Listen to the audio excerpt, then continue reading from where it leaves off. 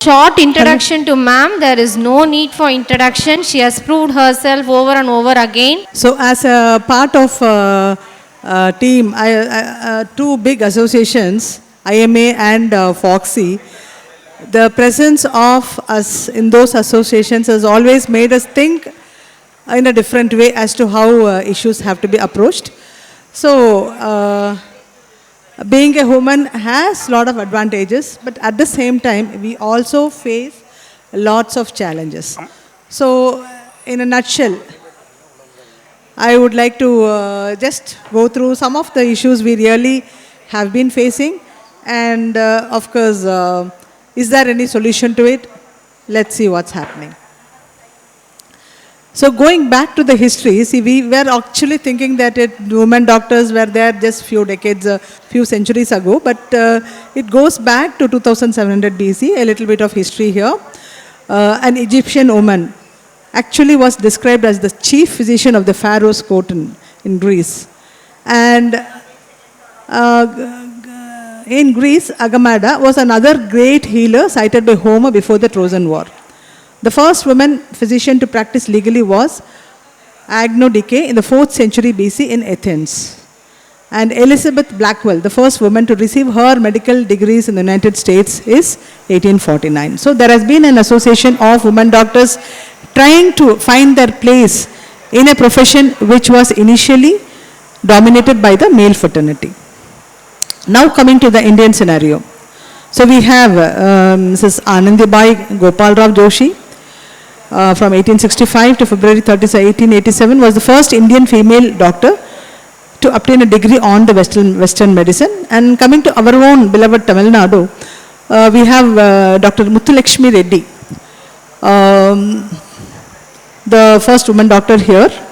Her era was somewhere between 1886 to 1968. So we all still remember her for her legacy as the founder of Adyar Cancer Institute, Chennai. And this legacy as the first woman doctor practicing with so many, she was the only women doctor when she was doing her medical degree. Look at, just imagine what it could have been. And so, due to her hard striving nature, she actually founded Adyar Cancer Institute, which is still thriving and which is still healing the cancer patients across the South India at a very, very, very nominal price, or even free for those who are not able to afford it. And for that very thing, the government of Tamil Nadu has named an antenatal program after Dr. Muthulakshmi Reddy program. It's very popular and it is still being followed, and we actually, through that program, for every pregnant woman who falls below the poverty line, an amount of 18,000 rupees is given for each pregnant woman in 4 installments. So Dr. Muthulakshmi Reddy has become a history, and we need to remember that we are also going down into the history. So we need to do what we can while we are practicing. So coming to the day-to-day challenges. So we actually, our life undergoes drastic life changes and difficulties. So we cannot just escape that I am a professional, so I don't have other works to do. That we can never say. So we have to take care of our home. We have to bear the children, take care of them till they are becoming independent. And then we have to create a home, take care of the elders, and so many, and also economically also nowadays every woman is now playing an active role. And so, and also they have to update. So we need to attend conferences and take part in workshops and keep updating in the advances in the medical field, which is changing almost, maybe, I don't know, maybe even every year the protocols are changing. So unless we are updated, we cannot do. So a woman doctor has to be a super wife, a super doc, and a super mom all in one. So she cannot lag in any one, otherwise she will be, I don't know, I will not say that word. What exactly happens is every woman doctor's experience, it changes maybe. So the main challenges faced by practicing women doctors especially are the choices. So I have a degree. Should I really, what am I going to do with the degree? Because I've just got married, I'm having 2 babies, so what am I supposed to do? And we see so many women doctors who don't practice just because they have to take care of their family. This never happens for a male doctor. And of course, family, planning the family, take caring of the challenges and the career, it becomes a huge challenge. And all of us who have crossed that part of the period know that what it is all about. And we'll have to seek a balance between the professional and the personal life. And that includes the bias we face, every woman who faces, whether it be the promotion or whether it be the salary inequity. Even today, we have all these challenges. The professional isolation. Just because I'm a professional, I can't go and crib to anyone. So maybe we find these conferences a let out of our emotions. So I think that's why doctors flock into these conferences to express what's there and relax all this for 2-3 days. Bullying, sexual harassment, it's all happening even now. And the lack of recognition, all of which actually leads to higher rates of attrition and burnout in a woman physician. So women can't do this, women can't do this, women only have to do this, all these things. Even, I don't want to talk about my experience here. As a woman, even I've gone through all those things. They're all history now. Now coming to the challenges of a woman as a doctor. So these are all actually being experienced when a doctor practices. So often they lack the final decision making and the budgetary power. And lack of adequate mentors and role models, it is changing slowly now. But when we were starting our practice, we faced all this. And we are always at work. So from morning 5 a.m. to evening 10 p.m., I think most of us doctors are doing some sort of work somewhere to balance, to be that super mom, to be that super doc and whatnot. And sometimes the professional isolation, especially in subspecialties, also affects us professionally, especially in a field like surgery. Now we are having many female surgeons coming in. And thank God, the profession what we have chosen is obstetrics. And we have a lot of women doctors practicing our profession. So there I think we have a slight advantage compared to the other people.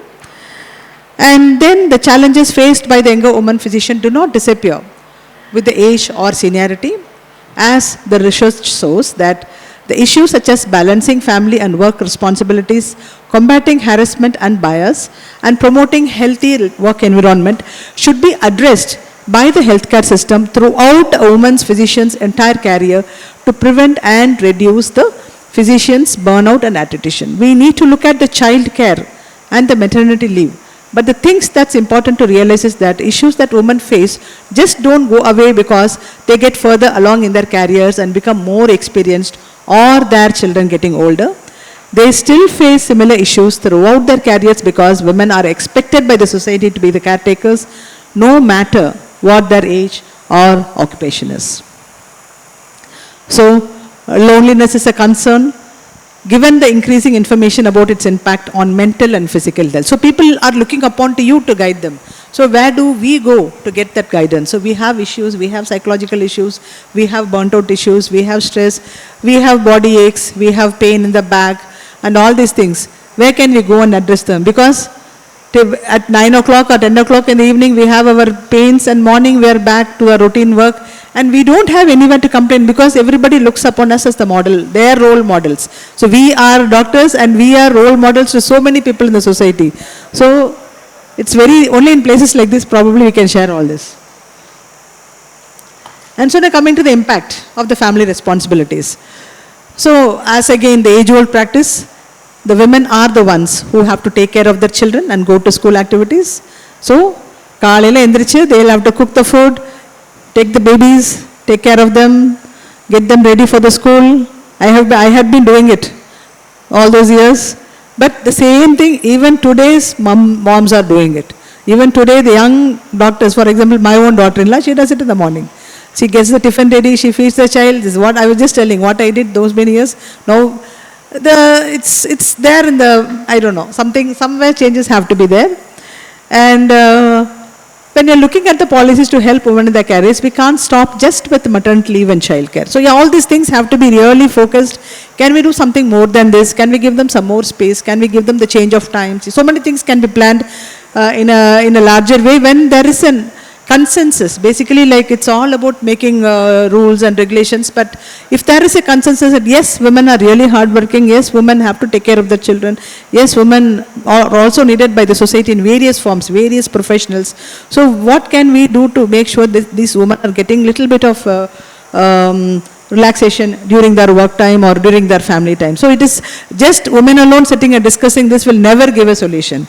It is also the males who are the better half of the society, who have to be actively involved in making them understand that something more can be done there. So again, the same thing. So women may be working in an environment in which they are on the way, or the way they approach the patient care aren't valued, as they are subjected to bias or sexual harassment. These stresses are in addition to that trying to balance work with the family responsibilities. And women are subject to age bias when they are younger because they are thought that they are too young and they don't know what they are doing, according to Dr. Templeton. And then when they are older, they are thought to be too old to keep up with the current changes in medicine. For women, these compound issues are also part of a gender bias. It happens in women mostly. Though women have made great progress in terms of entering medicine, they continue to face many challenges that can hinder them from entering residencies, achieving leadership positions, and that exhibits final decision making and budgetary power, and in academic medicine being promoted. And also women from historically marginalized and excluded groups experience additional barriers, including bias and discriminations. In addition to educational initiatives for women, data collection and analysis are needed to implement systemic and institutional level interventions to achieve gender equity and inclusion in medicine. So, and attention to engagements and promotions of women in science and medicine at all stages of the career continuum is critical to ongoing process. And here I would like to actually say that in Tamil Nadu, thankfully compared to the other states, we are much better placed. And when we happen to know, like especially like we are all very active members of IMA here, and we know that IMA has been giving plenty of space for us women doctors, and the women doctor wing in Tamil Nadu is one of the most active form. And as sir told in Gujarat, it is I always feel that when you give the freedom to the women doctors, they go fly, they have butterflies, they have wings in their butterflies. In spite of their busy schedules, they will find the time to go to colleges, to go to maybe give a talk, maybe to do a camp or whatever it is. They will find the time, they will complete the schedule, and they will get the data. And last year, I was the president of IMA Tambram for 2 years. And that last 2 years, we had almost done 270 to 280 activities per year. So that means almost every alternate day we had an activity. And that's because our branch was an all-women branch. So all the office bearers except few males, we had 55 people in the organizing team, and except around 4 to 5 male doctors, the entire members were females. So what happened was like this, we need to plan, okay? The ideas will come from the respective wings and they will start doing it. And we had an almost 270 to 280 activities every year. And for that, IMA Tamil Nadu actually honored us with recognition also. And that was the reason I think we were made a state, the Women Doctors Wing chairperson and Dr. Kittiga secretary. So women as any profession, even work taking care of the home, and taking care of our profession and taking care of the society too. When something is given to us as a responsibility, we take it fully and we try to do what we can do best in that field.